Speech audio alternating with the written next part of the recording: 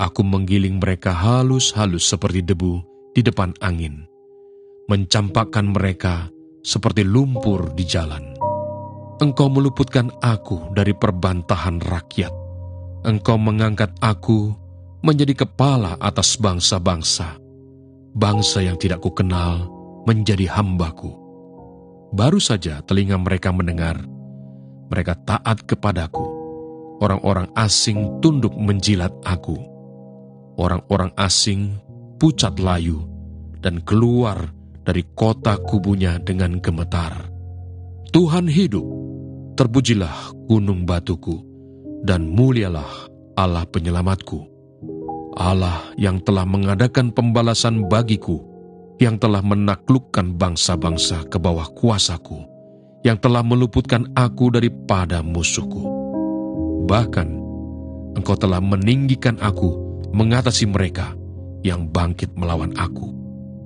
Engkau telah melepaskan aku dari orang yang melakukan kelaliman.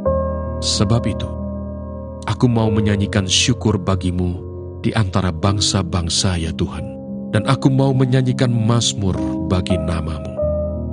Perumpamaan tentang talenta.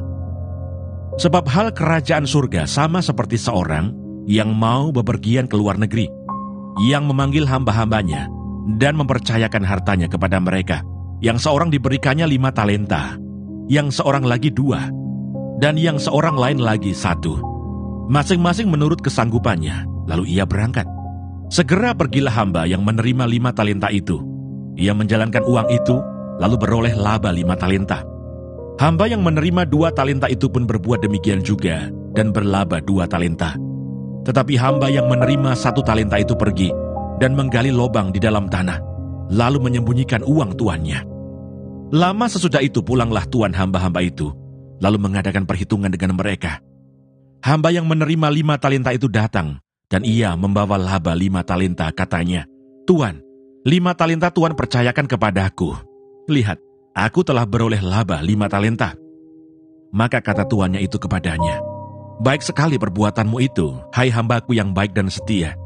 Engkau telah setia dalam perkara kecil.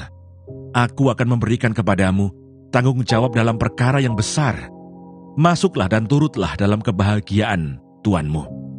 Lalu datanglah hamba yang menerima 2 talenta itu, katanya, "Tuan, 2 talenta Tuan percayakan kepadaku. Lihat, aku telah beroleh laba 2 talenta. Maka kata tuannya itu kepadanya, "Baik sekali perbuatanmu itu, hai hambaku yang baik dan setia. Engkau telah setia memikul tanggung jawab dalam perkara yang kecil. Aku akan memberikan kepadamu tanggung jawab dalam perkara yang besar. Masuklah dan turutlah dalam kebahagiaan tuanmu." Kini datanglah juga hamba yang menerima 1 talenta itu dan berkata, "Tuan, aku tahu bahwa Tuan adalah manusia yang kejam, yang menuai di tempat di mana Tuan tidak menabur, dan yang memungut dari tempat di mana Tuan tidak menanam. Karena itu aku takut dan pergi menyembunyikan talenta Tuan itu di dalam tanah. Ini, terimalah kepunyaan Tuan." Maka jawab tuannya itu, "Hai kamu hamba yang jahat dan malas, jadi kamu sudah tahu bahwa aku menuai di tempat di mana aku tidak menabur, dan memungut dari tempat di mana aku tidak menanam. Karena itu sudahlah, seharusnya uangku itu kau berikan kepada orang yang menjalankan uang, supaya sekembaliku aku menerimanya serta dengan bunganya. Sebab itu ambillah talenta itu daripadanya, dan berikanlah kepada orang yang mempunyai 10 talenta itu. Karena setiap orang yang mempunyai, kepadanya akan diberi, sehingga ia berkelimpahan. Tetapi siapa yang tidak mempunyai, apapun juga yang ada padanya akan diambil daripadanya. Dan campakkanlah hamba yang tidak berguna itu ke dalam kegelapan yang paling gelap. Di sanalah akan terdapat ratap dan kertak gigi." Penghakiman terakhir. Apabila Anak Manusia datang dalam kemuliaannya, dan semua malaikat bersama-sama dengan dia, maka ia akan bersemayam di atas tahta kemuliaannya. Lalu semua bangsa akan dikumpulkan di hadapannya, dan ia akan memisahkan mereka seorang daripada seorang, sama seperti gembala memisahkan domba dari kambing. Dan ia akan menempatkan domba-domba di sebelah kanannya, dan kambing-kambing di sebelah kirinya. Dan raja itu akan berkata kepada mereka yang di sebelah kanannya, "Mari, hai kamu yang diberkati oleh Bapa-Ku, terimalah kerajaan yang telah disediakan bagimu sejak dunia dijadikan. Sebab ketika aku lapar, kamu memberi aku makan. Ketika aku haus, kamu memberi aku minum. Ketika aku seorang asing, kamu memberi aku tumpangan. Ketika aku telanjang, kamu memberi aku pakaian. Ketika aku sakit, kamu melawat aku. Ketika aku di dalam penjara, kamu mengunjungi aku. Maka orang-orang benar itu akan menjawab dia, katanya, Tuhan, bila manakah kami melihat engkau lapar, dan kami memberi engkau makan, atau haus dan kami memberi engkau minum? Bila manakah kami melihat engkau sebagai orang asing, dan kami memberi engkau tumpangan, atau telanjang dan kami memberi engkau pakaian? Bila manakah kami melihat engkau sakit atau dalam penjara, dan kami mengunjungi engkau? Dan raja itu akan menjawab mereka, Aku berkata kepadamu, sesungguhnya segala sesuatu yang kamu lakukan untuk salah seorang dari saudaraku yang paling hina ini, kamu telah melakukannya untuk aku. Dan ia akan berkata juga kepada mereka yang di sebelah kirinya, Enyahlah dari hadapanku, hai kamu orang-orang terkutuk, enyahlah ke dalam api yang kekal, yang telah sedia untuk iblis dan malaikat-malaikatnya. Sebab ketika aku lapar, kamu tidak memberi aku makan. Ketika aku haus, kamu tidak memberi aku minum. Ketika aku seorang asing, kamu tidak memberi aku tumpangan. Ketika aku telanjang, kamu tidak memberi aku pakaian. Ketika aku sakit dan dalam penjara, kamu tidak melawat aku. Lalu mereka pun akan menjawab dia, katanya, Tuhan, bila manakah kami melihat engkau lapar atau haus, atau sebagai orang asing, atau telanjang atau sakit, atau dalam penjara, dan kami tidak melayani engkau? Maka ia akan menjawab mereka, Aku berkata kepadamu, sesungguhnya segala sesuatu yang tidak kamu lakukan untuk salah seorang dari yang paling hina ini, kamu tidak melakukannya juga untuk aku. Dan mereka ini akan masuk ke tempat siksaan yang kekal, tetapi orang benar ke dalam hidup yang kekal. Apakah engkau hendak meniadakan pengadilanku, mempersalahkan aku, supaya engkau dapat membenarkan dirimu? Apakah lenganmu seperti lengan Allah, dan dapatkah engkau mengguntur seperti dia? Hiasilah dirimu dengan kemegahan dan keluhuran, kenakanlah keagungan dan semarak, luapkanlah marahmu yang bergelora. Amat-amatilah setiap orang yang congkak dan rendahkanlah dia. Amat-amatilah setiap orang yang congkak, tundukkanlah dia, dan hancurkanlah orang-orang fasik di tempatnya. Pendamlah mereka bersama-sama dalam debu, kurunglah mereka di tempat yang tersembunyi. Maka aku pun akan memuji engkau, karena tangan kananmu memberi engkau kemenangan. Lukisan tentang kuda Nil. Perhatikanlah kuda Nil yang telah kubuat, seperti juga engkau. Ia makan rumput seperti lembu. Perhatikanlah tenaga di pinggangnya, kekuatan pada urat-urat perutnya. Ia meregangkan ekornya seperti pohon aras. Otot-otot pahanya berjalin-jalinan, tulang-tulangnya seperti pembuluh tembaga, kerangkanya seperti batang besi. Dia yang pertama dibuat Allah, makhluk yang diberinya bersenjatakan pedang. Ya, bukit-bukit mengeluarkan hasil baginya, di mana binatang-binatang liar bermain-main. Di bawah tumbuhan teratai ia menderum, tersembunyi dalam gelagah dan payah. Tumbuh-tumbuhan teratai menaungi dia dengan bayang-bayangnya. Pohon-pohon ganarusa mengelilinginya. Sesungguhnya biarpun sungai sangat kuat arusnya, ia tidak gentar, ia tetap tenang. Biarpun sungai Yordan meluap melanda mulutnya, dapatkah orang menangkap dia dari muka, mencocok hidungnya dengan keluhan? Lukisan tentang buaya. Dapatkah engkau menarik buaya dengan kail, atau menghimpit lidahnya dengan tali? Dapatkah engkau mengenakan tali rotan pada hidungnya, mencocok rahangnya dengan kaitan? Mungkinkah ia mengajukan banyak permohonan belas kasihan kepadamu, atau berbicara dengan lemah lembut kepadamu? Mungkinkah ia mengikat perjanjian dengan engkau, sehingga engkau mengambil dia menjadi hamba untuk selama-lamanya? Dapatkah engkau bermain-main dengan dia seperti dengan burung, dan mengikat dia untuk anak-anakmu perempuan?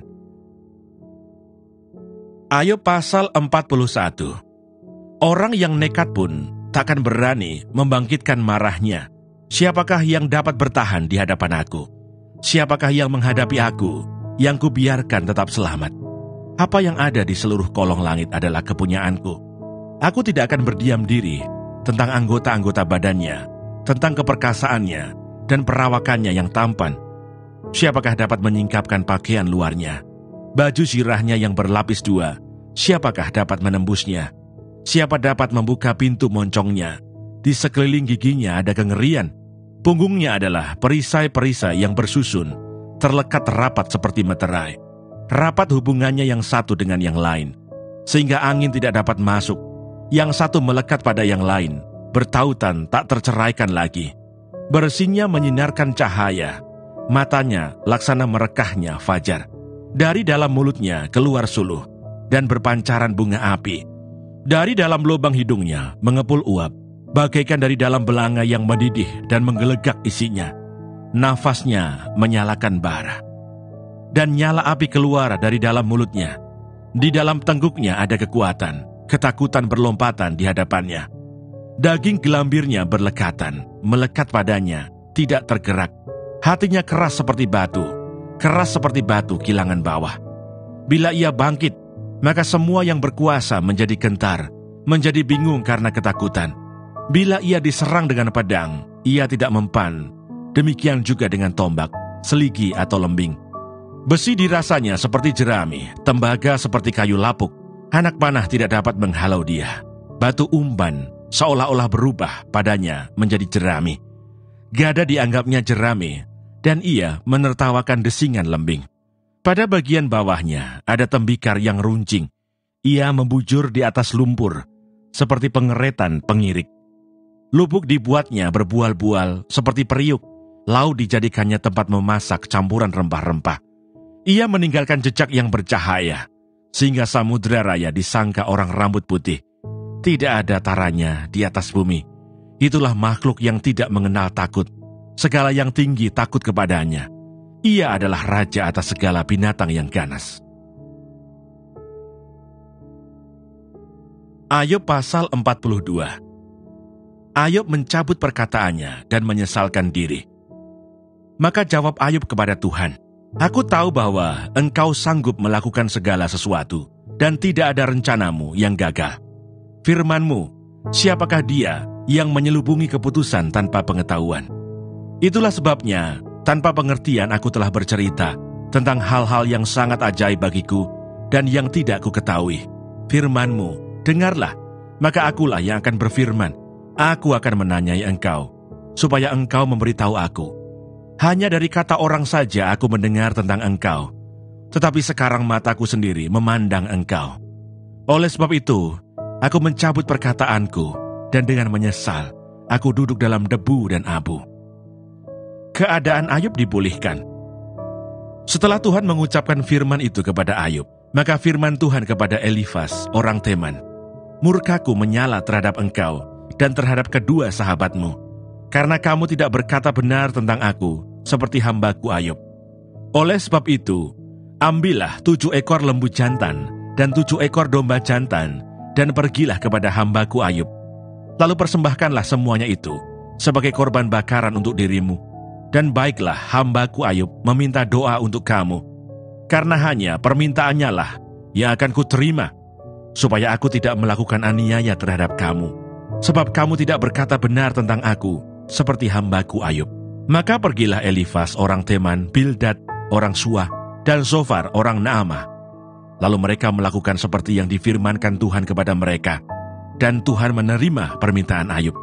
Lalu Tuhan memulihkan keadaan Ayub. Setelah ia meminta doa untuk sahabat-sahabatnya, dan Tuhan memberikan kepada Ayub 2 kali lipat dari segala kepunyaannya dahulu. Kemudian datanglah kepadanya semua saudaranya laki-laki dan perempuan, dan semua kenalannya yang lama, dan makan bersama-sama dengan dia di rumahnya. Mereka menyatakan turut berduka cita dan menghibur dia oleh karena segala malapetaka yang telah ditimpakan Tuhan kepadanya. Dan mereka masing-masing memberi dia uang 1 kesita dan sebuah cincin emas. Tuhan memberkati Ayub dalam hidupnya yang selanjutnya lebih daripada dalam hidupnya yang dahulu. Ia mendapat 14.000 ekor kambing domba dan 6.000 onta, 1.000 pasang lembu, dan 1.000 ekor keledai betina. Ia juga mendapat 7 orang anak laki-laki dan 3 orang anak perempuan. Dan anak perempuan yang pertama diberinya nama Yemima, yang kedua Kesia, dan yang ketiga Keren-Hapuh. Di seluruh negeri tidak terdapat perempuan yang secantik anak-anak Ayub. dan mereka diberi ayahnya, milik pusaka di tengah-tengah saudara-saudaranya laki-laki. Sesudah itu Ayub masih hidup 140 tahun lamanya. Ia melihat anak-anaknya dan cucu-cucunya sampai keturunan yang keempat. Maka matilah Ayub, tua dan lanjut umur.